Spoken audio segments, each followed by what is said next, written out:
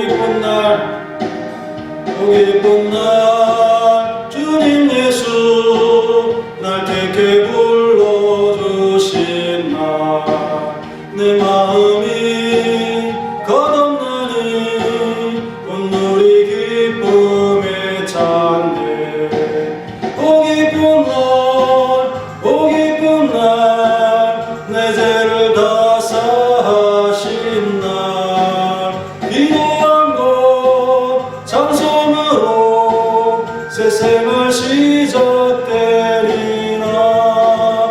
오 기쁜 날, 오 기쁜 날, 내 죄를 다 사하신 날, 내 모든 죄 사함받고 주님의 자녀 되었네. 나 주님을 따라가며 주의 뜻 주의 말이와.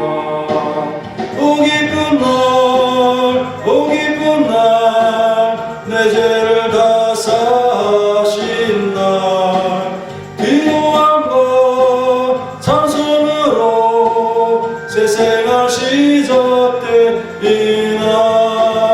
오 기쁜 날, 오 기쁜 날, 내 죄를 다 사하신 날. 높여서 오 기쁜 날, 오 기쁜 날, 내 죄를 다 사하신 날, 기도한 것 찬송으로 새 생활 시작되리라. 오 기쁜 날, 오 기쁜 날, 내 죄를 다 사하신 날, 내 마음이 안식 얻고 기쁨과 만족 넘치네. 이 행복을 주셨으니 나 주만 따라 살리라. 천천히 오 기쁜 날, 오 기쁜 날, 오 기쁜 날, 내 죄를 다 사하신 날, 기도한 것 찬송으로 새 생활 시작되리라. 오 기쁜 날, 오 기쁜 날, 내 죄를 다 사하신 날.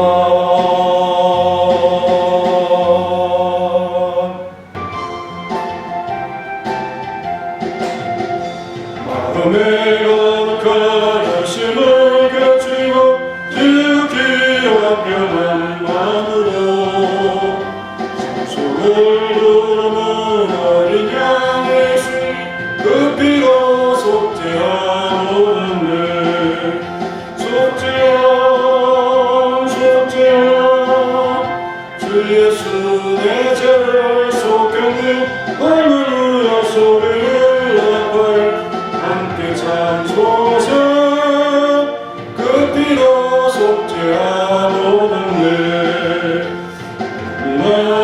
같이 앞서 일곱대로 속죄함 받는 것 아니요. 하나님 어린 양 예수 그 피로 속죄하오는데. 속죄함 속죄함 주 예수 내 죄를 속였네. 할렐루야 소리를 아파요 함께 찬송하세. 그 피로 속죄하오는데. 같은 죄인이 용서함 받아서 주 앞에 옳다 하오는 당신이 피한 어린 양 예수 그 피로 속죄하오는데. 속죄함 속죄함 주 예수 내 죄를 속했네. 할렐루야 소리를 아파요 함께 찬송하세. 그 피로 속죄하오는데. 영원 높여서 속죄함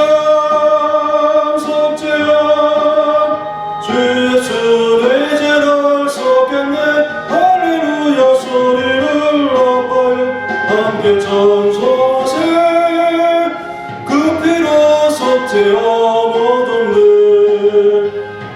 거룩한 천국에 올라간 후에는 넘치는 은혜의 찬송을 기쁘게 부르며 어린 양 예수의 그 피로 속죄함 얻었네.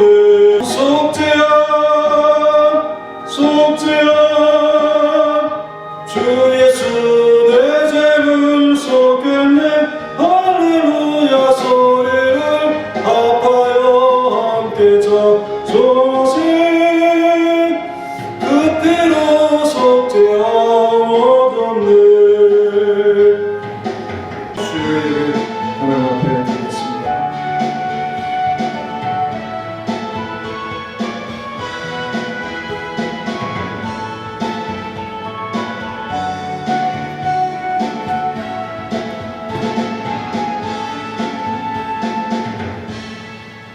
하나님 감사합니다. 오늘 이 밤 주의 은혜 가운데 우리가 주님 앞에 예배하게 하시고 주의 교회와 또 성전을 돌보는 일에 이 성경이 있도록 함께 하시니 감사합니다. 여전도 회원들의 아름다운 봉사를 기억하시고 주의 나라와 또 그 섬김에 우리의 삶을 온전히 드릴 수 있도록 힘을 주옵소서. 오늘 밤 우리의 기도를 받으시고 교회를 든든히 지켜주시고 우리의 성도들을 거룩하게 하옵소서. 예수님의 이름으로 기도하옵나이다. 아멘. 찬송가 255장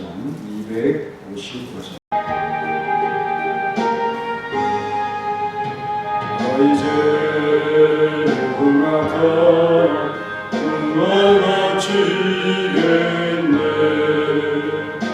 이제 음악하 음악아치겠네. 제 예비 음악하 이게 되리로 준비 같은 내 주홍빛 같은 내 죄 물러지겠네. 물러지겠네. 악한 죄 벗어나고 주님 너를 부르네. 악한 죄 벗어나고 주님 너를 부르네. 하나님 그 생살 아니었으므로 악한 죄 벗어나고 악한 죄 벗어나고 주님 너를 부르네. 주님 너를 부르네. 너희 죄 사하여 주사 뛰어가게 하시네. 너희 죄 사하여 주사 뛰어가게 하시네. 불쌍한 사람들을 오라 하시네. 너희 죄 사하여 주사 너희 죄 사하여 주사 귀하게 하시네. 귀하게 하시네. 마태복음 27장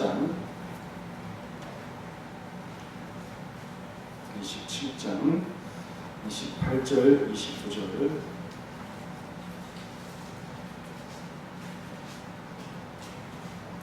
28절 29절 같이 읽겠습니다. 그의 옷을 벗기고 물포를 입히며 가시관을 엮어 그물이 실으로 갈대를 그 오른손에 들고 그 앞에서 무릎을 꿇고 희롱하여 이르되 너희의 왕하여 평안할지니라. 로마 군인들의 희롱이라는 큰 제목 아래서 오늘은 의의 옷과 멸류관이라는 제목으로 말씀을 상고하겠습니다. 십자가형이 확정이 되자 로마 군병들은 제수에게 하는 전례대로 예수님에게 아주 야만적인 희롱을 했습니다. 이런 희롱은 고대 사형 집행이 있을 때 흔히 볼 수 있었던 일로서 흔히 야만인들이 취한 잔인한 가혹한 장난이다 이렇게 명칭하는 이런 의식들이 있었던 것이죠. 28절에 보면 그의 옷을 벗기고 홍포를 입히며 라고 했습니다. 당시 이 홍포라는 것은 왕이 겉옷에 두르는 망토로서 거리와 위험의 상징이기도 했죠. 그래서 빌라도와 헤롯도 이 색깔의 옷으로 자신의 신분을 가시했을 것으로 짐작이 됩니다. 빌라도의 수하들은 그의 상관인 빌라도가 예수님께 너가 왕이냐고 추궁했던 것에 따라서 자칭 왕의 행세를 하다가 정죄된 자를 그 제목에 따라서 이렇게 희롱을 하였던 것입니다. 옷을 벗기고 홍포를 입혔다는 거죠. 그러므로 예수님께 낡은 주홍색 외투를 입힌 군병들의 의도는 뭘까요? 예수님을 자칭 왕으로 보이게 하고 그 결박된 고양이 앞의 쥐와 같은 신세를 조롱하기 위한 그런 성격인 것임을 알 수 있습니다. 또한 이 홍포라는 것은 로마 군병의 망토이기도 하지요. 그래서 클라미스라고 부르고 있는데 자기들의 옷을 벗어서 쉽게 왕의 위엄처럼 꾸밀 수 있었다는 이 사항을 잘 말해주고 있습니다. 홍포를 입히며 라고 할 때 입힌다, 클마이다 쿠키넨 페리 에드캄이라는 이 헬라어를 썼는데요. 그래서 거기에 클라미스, 군인의 겉옷과 포, 그래서 영어로는 클럭이 되겠습니다. 그래서 보통 이 옷에 그 투닉형이 있지요.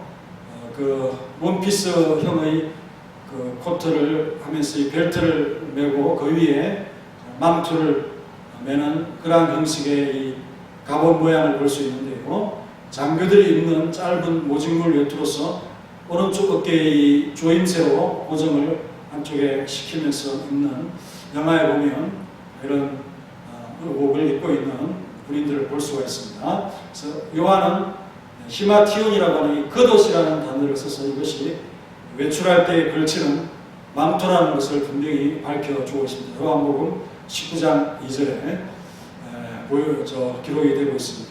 장수들의 위엄을 표현하는 갑옷 위에 두르는 군인들의 망토인 것입니다. 그런데 이 옷의 색깔이 진홍색이라고 그랬죠. 코키노스라는 이 단어를 썼습니다. 진홍색, 또 심홍색, 주홍색. 그래서 이 진홍이라고 하는 것은 공교롭게도 피의 색깔이죠. 이사야 1장 18절에 보면 여호와께서 말씀하시되 오라 우리가 서로 변론하자.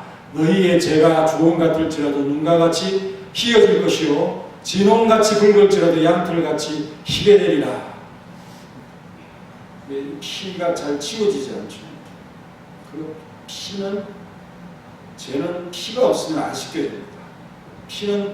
죄는 꼭 반드시 피로 씻겨야 된다고 우리 하나님께서 율법에 설명을 하시는데 그것은 피라고 하는 것은 희생이죠. 희생. 누군가의 희생이 있지 아니하면 그 죄는 감해질 수 없다. 이게 바로 하나님의 공이죠. 그런데 우리 하나님께서 이제 이스라엘 백성들이 와서 이제 자기와 얘기를 하면서 너희들의 그 죄가 진홍같이 또 주홍같이 그렇게 붉을지라도 다 희게 될 것이다. 우리 하나님은 못하시는 게 없다는 거죠. 죄를 다 이렇게 씻어서 희게 만들어주겠다. 그리고 우리 힘으로는 거의 불가능하다 볼 수 있습니다. 이렇게 아주 진홍 같은 이 색깔을 물감까지 들여져 있는 것을 어떻게 희게 만듭니까? 말이 안 되죠. 하나님은 이렇게 해주실 것이다. 자비로우신 하나님의 그 죄 씻음에 대한 것에 대한 말씀. 또 이사야 44장 22절에도 빽빽한 구름이나 안개와 같이 이렇게 아주 눈에 그냥 보이지도 않는 그런 죄와 허물을 깔끔하게 그냥 다 걷어내시겠다, 도말하시겠다라는 표현입니다. 그냥 안개가 이렇게 탁 떴을 때 전혀 앞이 안 보이잖아요. 근데 태양이 뜨면 그게 언제 있었든지 싹 씻어지고 없어집니다. 그런 것처럼 예수 믿는 사람들의 모든 죄악을 그렇게 말끔하게 도말해 주겠다. 그렇게 해놓으면 하나님께서 우리에게 어떤 죄를 묻고 싶어도 예수님의 공로에 의해서 딱 말끔히 씻어진 상태이기 때문에 하나님도 할 말이 없는 거죠. 그러니까 예수님의 보정에 의해서 성도들은 무죄하게 된 것이지 우리 스스로는 죄를 깨끗하게 절대로 할 수가 없다. 그러니 우리가 교만하고 거만하게 의로운 척, 거룩한 척 이렇게 하면 안 된다 하는 사실을 우리에게 잘 보여주고 있습니다. 언제나 겸손하고 죄를 조심하고 우리가 어떻게 해서 구원받았는가, 속죄되었는가 하는 이 사실을 기억하면서 아들까지 치실 정도로 이 죄는 하나님에게 굉장히 싫어하는 것이다. 아들도 용서를 안 하잖아요. 예수님의 죄는 없지만 우리의 죄를 그가 갖고 있기 때문에 그 죄 갖고 있다는 이것 때문에 십자가 처형을 받는 것이니까요. 그런 원리에 의해서 하나님도 공의로서 우리의 죄를 용서해 주신 것이다 하는 사실이거든요. 아들의 대속을 근거로 우리에게 죄를 용서해 주셨다는 사실. 그래서 이것이 어떤 말씀하고 이어지냐 하면 히브리서 9장을 한번 찾아봅시다. 히브리서 9장 이런 말씀을 보면 되겠습니다. 이렇게 성경을 보라고 할 때는 성경 공부라고 생각하시고 왜 이 본문하고 연결이 되는 거죠. 진홍같이 부홍같이 라고 하는 이 표현과 연결이 되는 말씀이 나오는데 히브리서 9장 19절에 보면 포키노스라고 하는 단어를 쓴 찾았습니까? 붉은 양털이 나오죠. 붉은 양털. 양털은 원래 흰데 왜 붉은 양털을 할까? 피를 묻혔다면 그것은 붉게 되겠죠. 우슬초도 마찬가지로 피를 묻힐 수 있는 그런 용도겠습니다. 그래서 언약이라든지 이런 것을 하고 또 그 언약된 모든 물건들, 성소에 있는 그런 모든 그릇들 하나님과 언약의 관계 속에서 맺어지는 건데 왜 그러느냐? 죄를 정결하게 하기 위한 도구로서 이 그릇들이 있는 것이고 특별히 하나님께서 모세를 통해서 말씀을 주시고 여기에 19절에 보면 두루마리가 나오죠. 두루마리 이렇게 성경을 똘똘똘똘 이렇게 말아가지고 옛날에는 양피지에다가 이렇게 써가지고 똘똘똘똘 이렇게 말아서 이렇게 보관을 하죠. 그 두루마리에 직접 뿌리진 않겠지만 피가 묻으면 들어오잖아요. 뭐 천을 갖다 놓든지 해서 뿌리게 될 때 그 두루마리를 깨끗하게 하는 것, 정결하게 하는 것도 온 백성을 향해서 상징적으로 이렇게 피를 이제 양털에 묻히거나 우슬초에 묻혀서 이렇게 뿌리게 되겠죠. 이렇게 해서 정결하게 한다는 거죠. 그래서 피 흘림이 없이는 제사함이 없다. 그렇게 말씀하죠. 22절에. 그래서 이 땅에 있는 하늘의 모형인 땅에 있는 모든 것들은 다 피를 통해서 정결하게 하는 것이 해야 된다. 그런데 우리 예수님께서 드린 제사는 딱 한 번이다. 한 번. 하늘로 우리 예수님께서 마치 대제사장이 성소에 들어가는 것처럼 손으로 만들지 아니한 그런 성소에 들어가는 거죠. 이 땅에 있는 것은 그림자입니다. 또 모형입니다. 그거는 우리가 하늘의 것을 기억하도록 이끌어가기 위해서 우리의 눈에 이렇게 보이도록 한 것입니다. 그래서 그 모든 것들을 정결하기 위해서 피가 필요한데 우리 예수님의 제사는 딱 한 번이면 되는데 그 제사를 드리기 위해서 하늘로 가셨고 이 땅에 오셨다는 거예요. 뭐 하기 위해서? 자, 맞춰보세요. 뭐 하기 위해서 오셨을까요? 여러분 맞춰보세요. 네? 네? 신방하기 위해서 오신 거예요. 네? 심판? 아, 그거는 두 번째 오는 거고 첫 번째 오시는 거는 죄를 씻어주시기 위해서 오시는 거예요. 그러니까 죄를 씻시는데 참 다른 짐승을 드리는 게 아니라 자기 자신을 드리는 거죠. 자기 자신을 딱 한 번 단번에 딱 제물로 드려서 죄를 없애십니다. 만약에 예수님께서 여러 번 이렇게 해야 된다면 예수님이 계속 고난을 당해야 되는 거죠. 그건 말이 안 되는 것이고 단번에 드리시는데 27절을 한번 보세요. 시작.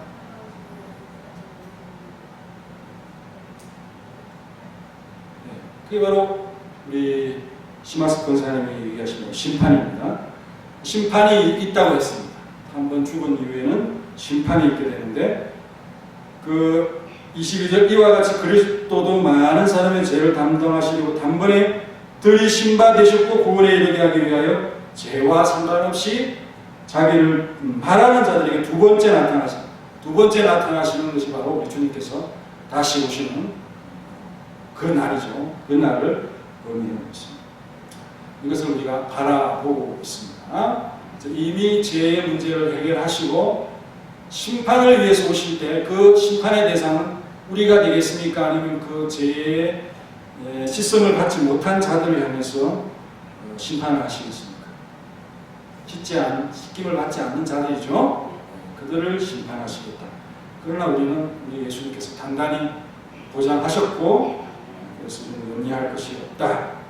하지만 죄를 두려워하지 않는다든지 하나님을 경외하지 않는 모습을 가지면 그 사람은 우리 주님의 이 속죄의 제사를 믿느냐 안 믿느냐 하는 그런 문제, 원초적인 문제에 걸릴 수 있다는 걸 생각하시면서 믿음이 있다면 두려워할 필요가 없다 하는 거죠. 그리고 홍포를 입힌다. 또 마가와 요한 복음에 보면은 자주색. 근데 뭐 진홍색이냐 자주색이냐 이거는 별 문제가 안 됩니다. 그냥 색깔 비슷하면 되는 거예요. 그래서 왕이나 황제의 옷을 가져오지는 않았을 것이고 군인들이 자기들이 입던 것에서 예수님에게 흐름한 옷을 입혀서 왕처럼 꾸몄을 것이다. 그것을 가리켜서 홍포라고 하는 것이고 진짜 색깔은 왕들이 입는 것은 자주색입니다. 그죠? 그래서 자주장사 누구요? 루디아가 그 옷감을 하는 장사하는 사람이죠. 그래서 그 사람이 굉장히 부자였을 것이다. 왜? 왕들이 입는 고관대작들이 입는 그런 옷감을 다루는 그런 장사하는 사람이었기 때문이다라는 것을 보면서 루디아의 부요를 그러니까 부요하니까 사울 일행을 자기 집에 초대해서 교회로 복음 전파하는 것으로 이렇게 빌립보 교회에서 해준 것. 우리는 그것이 자주색이 아니라 그와 닮은 색이었다고 짐작할 수 있는데요. 그런 의미에서 클라미스가 군인들의 망토였음에 착안한 이 마태의 기록이 당시 홍포의 조건을 더 정확히 묘사했다고 볼 수 있습니다. 황제나 빌라도의 망토보다는 희롱하는 자들이 재빨리 구할 수 있는 것이 무엇일까요? 바로 군인들이 입었던 것이 아니겠습니까? 로마 병정들의 희롱은 예수님의 고소 제목이 유대인의 왕을 빗대어 행해진 것이며 그 시작은 군인들의 외투로 왕의 모습을 나타내려고 한 것이 바로 이 장면인 것입니다. 한편으로 홍포를 입히기 위해서 예수님의 입은 옷을 벗기셨다는 거죠. 바로 그것이 수치이며 모멸 아니겠습니까? 사실 벌거벗은 수치감은 죄와 더불어 왔지요. 창세기 3장 7절에 그 죄를 지은 아담과 하와가 부끄러움을 느끼게 되는데요. 주님께서는 우리의 죄와 허물의 수치를 덮으려고 도리어 자신의 벌거벗음의 수치를 당하신 것이 아니겠습니까? 그러나 주님께서는 이 부끄러움을 개의치 않았다고 히브리서 12장에서 말씀을 하고 있습니다. 대신 주님은 장차 우리에게 입혀줄 흰옷을 준비하신다고 말씀을 하셨습니다. 계시록 3장 4절과 5절에 보면은 그러나 사대의 옷을 더럽히지 아니한 자 몇 명이 내게 있어 흰옷을 입고 나와 함께 다니니 그들은 합당한 자이니라. 우리 예수님과 함께 다닐 수 있는 그런 흰옷을 입은 자라 했고, 그리고 이기는 자는 이와 같이 흰옷을 입힐 것이다 라고 했죠. 흰옷을 입혀준다는 것입니다. 내가 그 이름을 생명책에서 결코 지우지 아니하고 그 이름을 내 아버지와 천사 앞에서 시인하리라. 이 예수님께서 보증을 하시니까 우리는 그 참 죄의 책임을 하나님 아버지 앞에서 죽음을 당하지 않을 수 있는 은혜를 입게 되는 것이죠. 우리 주님의 대속을 통해서 우리는 그런 은혜를 갖게 된 겁니다. 우리 주님의 그늘 아래 우리가 거하게 된 것입니다. 또 계시록 7장 14절에는 내가 가로되 내 주여 당신이 알리다 하니 그가 나더러 이르되 이는 큰 난란에서 나오는 자들인데 어린 양의 피에 그 옷을 씻어 희게 하느니라. 흰옷은 의의 옷이죠. 우리 예수님께서 말끔히 씻어주신 그런 흰옷, 의의 옷입니다. 의로 인해서 구원을 받는 것입니다. 그죠? 예수 그리스도의 보혈로 깨끗하게 씻김을 받은 사람만이 입을 수 있는 옷이 아니겠습니까? 예수님은 우리에게 이 의의 옷을 주시려고 당신은 모든 모멸과 수치의 옷벗김을 당하셨다는 것입니다. 그래서 이사야 61장 10절에 내가 여호와로 말미암아 크게 기뻐하며 내 영혼이 나의 하나님으로 말미암아 즐거워하리니 이는 그가 구원의 옷을 내게 입히시며 공의의 겉옷을 내게 더하시니 신랑이 사모를 쓰며 신부가 자기의 보석으로 단장을 갖게 하셨습니다. 이렇게 구원의 옷과 공의의 겉옷을 내게 입히신다. 그래서 우리를 아름답게 해주신다고 예언을 하고 있습니다. 의의 옷에 관한 말씀은 성경을 간통하고 있지요. 아담과 하와에게 하나님께서 친히 입혀주신 가죽옷이 있습니다. 그 가죽옷은 짐승을 잡아야만 생기는 그런 옷이죠. 그래서 그것을 비롯해서 시편 132편 9절에는 주의 제사장들은 의의 옷을 주의 성도들은 절거 위에 칠지어다 했고 16절에는 내가 그 제사장들에게 구원의 옷을 입히니 그 성도들은 절거 위에 칠리로다 라고 했습니다. 누가복음 15장 22절에는 아버지께가 종들에게 아들에게 제일 좋은 옷을 내가 다 입히고 아들의 그 지위를 복권시키는데 제일 좋은 옷을 입힌다.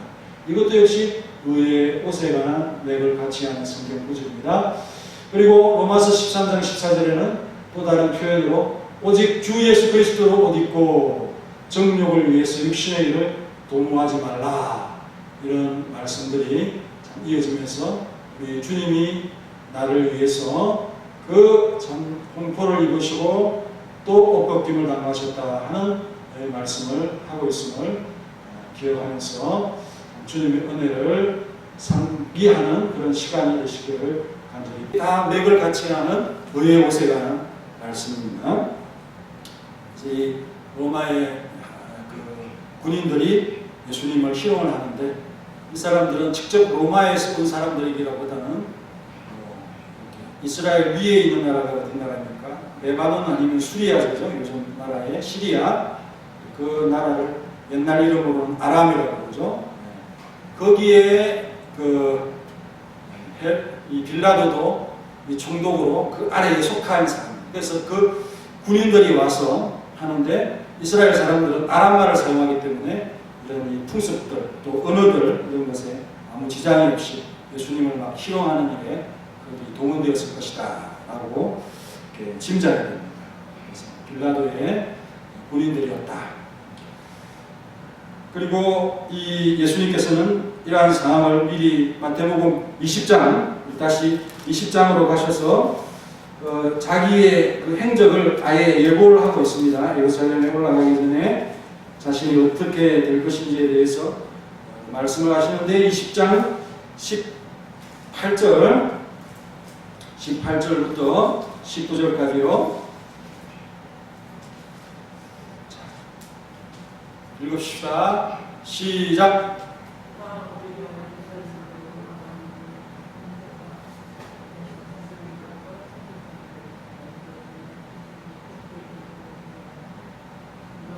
다 읽었어요? 응? 마태복음 20장 18절, 19절 같이 하죠. 예루살렘으로 올라가니 인자가 예수님께서 대제사장들에게 넘겨져서 그들이 죽이기로 계리하고 다 그렇게 됐죠. 우리가 26장, 27장을 다 살펴보았기 때문에 이런 말들이 익숙합니다. 그리고 이방인들에게 넘겨졌죠. 지금 희롱을 막 당하고 있죠. 빌라도에게 재판을 받고요. 그리고 그를 조롱하며 채찍질 하잖아요. 그죠? 조롱하며 채찍. 이 채찍질 아주 무서운 채찍이라고 그랬죠. 그리고 십자가에 못 박게 할 것이나 제3일에 살아나는 이 말씀대로 되어졌다는 사실을 예고를 하고 있습니다. 그리고 이어지면서 29절에 잠시 말씀을 생각할 때 가시관을 엮어서 그물이 씌우다. 이것도 사막 땅이니까 가시가 된 그런 나무들이 얼마나 많겠습니까? 그런 나무들로 이렇게 꺾어가지고 예수님의 면류관, 왕관식으로 그 가시의 면류관을 씌웁니다. 그거는 초라해 보이고 또 아프게 하기 위해서 일부러 이렇게 쭈삣쭈삣한 그 가시를 머리에 씌웠다. 피도 흐르면서 초췌해지면서 그 왕관을 씌웠으니까 마치 왕처럼 그렇게 꾸미는 거죠. 그리고 갈대, 좀 지팡이 같이 큰 갈대가 있습니다. 그 갈대를 그냥 의도적으로 오른손에다가, 오른손이 능력의 손이고 그 왕권을 상징하는 그런 손 아닙니다. 거기에다가 그 갈대, 지팡이를 쥐어주고 금면류관을 씌워도 모자라신 우리 예수님을 꾸미니까 얼마나 초라해 보여요. 네가 자칭 왕이다 이렇게 하면서 아주 초라하게 그렇게 보이면서 고통을 주는 멸시를 주고 있습니다. 멸류관은 여러분들이 잘 압니다. 헬라어로 뭐냐 하면 스데반입니다. 스데반 집사 아시죠? 그 스데반 집사라고 멸류관이고, 그 왕관은 영예나 영광이나 그죠? 왕권을 상징하는 그런 표현이죠. 그래서 그 왕도 이 지팡이가 있으면 왕권을 상징. 모든 게 다 왕으로 꾸며서 조롱을 하면서 이렇게 희롱을 하는 그런 장면입니다. 우리 만왕의 왕이신 우리 예수님을 알아보지 못하고 이렇게 수치와 멸시를 보이는 것은 다 우리를 대신해서 하시는 우리 주님이 당하신 조롱과 멸시다.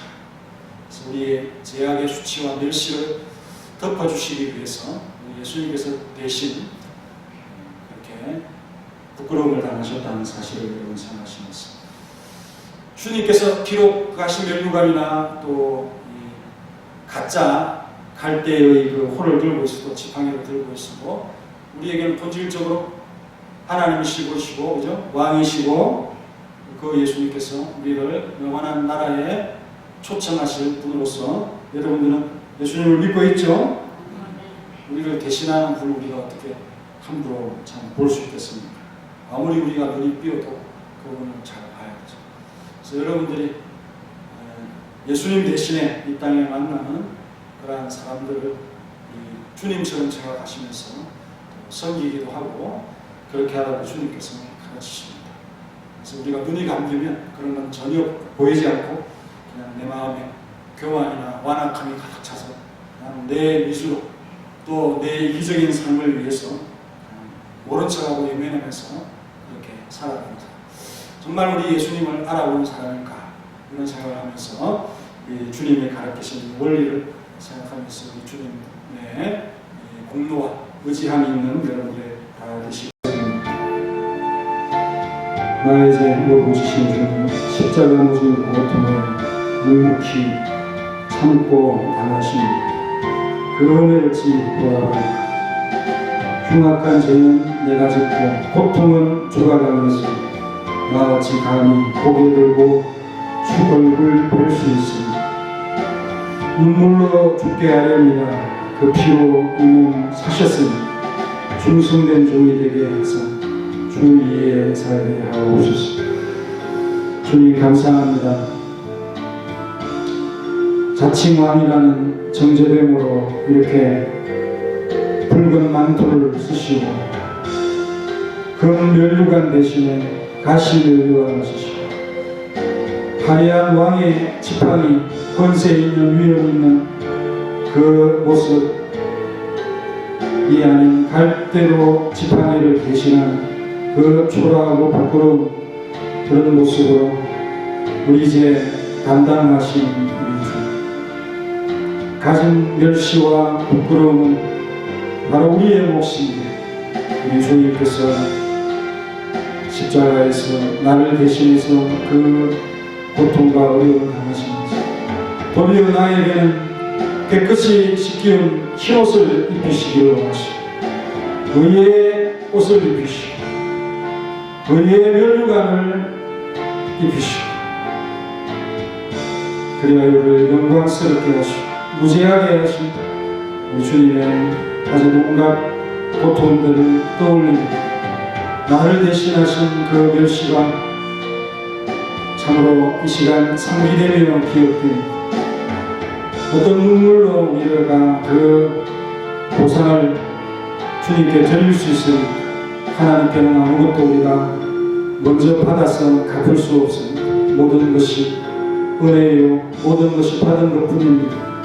주님, 주님 보이지 않을 때 우리는 주님 대신에 이 세상에 주님 섬기라고 그렇게 나의 가까이에 참 보여주신 연약함들 또 초라함들 비참함들 외면할 수 있습니다. 그 모든 것 우리 제 대신하신 예수님을 생각하지 못하는 우리의 교만이 완악함입니다. 그 부끄러움 용서하시고 우리는 죄 짓지 않는다 생각하며 거룩하다 생각하며 살아가지고 허물투성이요 부끄러움 투성이고 아직도 여전히 정신 차리지 못하고 참 죄지음에 살아가는 우리의 모습은 아닌가. 홀로 십자가 단번에 당하시는 말끔히 죄를 씻으시는 그 마지막 때에 심판주로 오시는 우리 예수님 고대하고 사모하며 주님 바라봅니다. 오늘도 우리의 이 걸음 하나님 나라 확장을 위해 살아가는 이 걸음 받으시고 잘 섬길 수 있도록 충성된 종으로 참아주시고 여겨 주옵소서. 예수님의 이름으로 기도하옵나이다. 256장 나의 죄 모두 지신 주님 십자가 모인 그 고통을 묵묵히 참고 당하셨네. 그 은혜 어찌 보답할까. 흉악한 죄는 내가 짓고 고통은 주가 당했으니 나 어찌 감히 고개 들고 주 얼굴 뵐 수 있으리까. 2절 한 번 더. 흉악한 죄는 내가 짓고 고통은 주가 당했으니 나 어찌 감히 고개 들고 주 얼굴 뵐 수 있으리까. 눈물로 천천히 눈물로 좁게 바랍니다. 그 피로 이 몸 사셨으니 충성된 종이 되게 하사 주 위에 살게 하옵소서.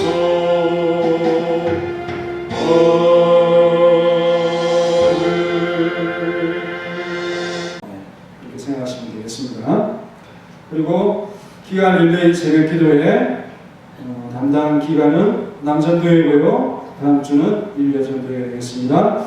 그리고 금요 기도회는 여사구역이 되겠습니다. 여사구역. 그래서 기도와 특송을 이렇게 준비하시면 되고요. 구역별 신방 내일은 우리 손병덕 장로님 6시에 있습니다. 오실 분들은 교회에 5시 반까지 오시면 되겠습니다. 아마 안 오실 것 같아요. 오시면 좋겠지만 우리 그러니까 직장 안 가시는 집에 계신 분들은 오시면 장로님 댁이니까 또 하시면 되겠습니다. 식사가 5명 이상 안 돼. 지금 요즘은 나누어서 하면 되니까 오셔도 무방할 것 같습니다. 그리고 온라인 그 대학생 대회에 됐고요. 진행이 끝났고 다음 주에는 정기 재직회가 있겠습니다.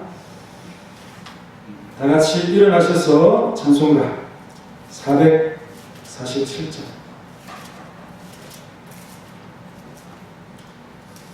신방 오실 분은 몇 시까지라고요? 아무도 볼 생각이 표정들이 447장. 이 세상 끝날까지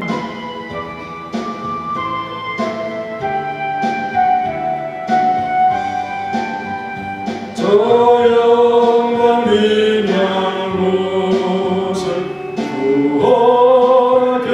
구원하겠으니 그 허락하신 곳을 열성합니다. 끝까지 쉬지 않고 주 따라가리니